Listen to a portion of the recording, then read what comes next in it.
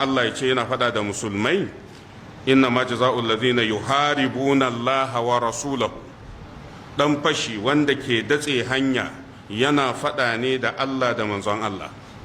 Sai Allah madaukake ce wa yas'auna fil ardi fasadan, suna neman gaggawan wato shigar da barna ma duniya. To sai Allah madaukake ya nuna munin aikin ta wajen hukuncin. Allah ya ba da dama an yi kattalu au yi sallabu au tuqatta aydihim wa arjulahum min khilafin au yunfahu min al-ard. Duk wanda aka yi dan fashi da makami ba ai laifi ba. Allah madaukake ya ce yuqattalu ko dai da an kama a kashe, au yi sallabu ko a rataye su, au tuqatta aydihim wa arjulahum ko a yanyanke hannuwa da kafafu a basu, su sha azaba min khilafin a datse hannun dama da kafar hagu, aw yunfaw min al-ard koko a sa su a fursuna don shine kora daga kasa. Wato Allah ya ba da damar kowane hukunci aka yi ma dan fashi ya dace. Zalika lahum khizyun fid dunya wa lahum fil akhirati azabun azim. Wannan fa a duniya kenan Allah ya kunyata su, sannan kuma a lahira akwai azaba mai girma da take jiran su.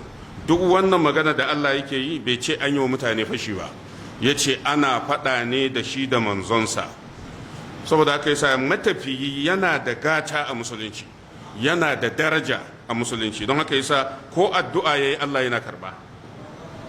Matafiyi ko da mai kuɗi ne idan ya tafiya ta kama shi akan hanya ana iya bashi zakka ya karba, saboda gatar da yake da ita a wajen Allah.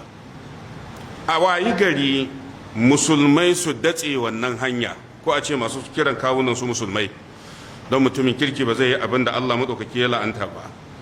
To wannan farko waɗanda suka fara yin sa a tarihi mutanen annabi lutu alaihi salam yanda ya taho cikin alkur'ani, domin idan kana karanta tarihin annabawa ba za ka samu labari wanda ya nuna cewar an samu 'yan fashi da makami kamar yadda ya taho cikin labarin annabi lutu alaihi salam.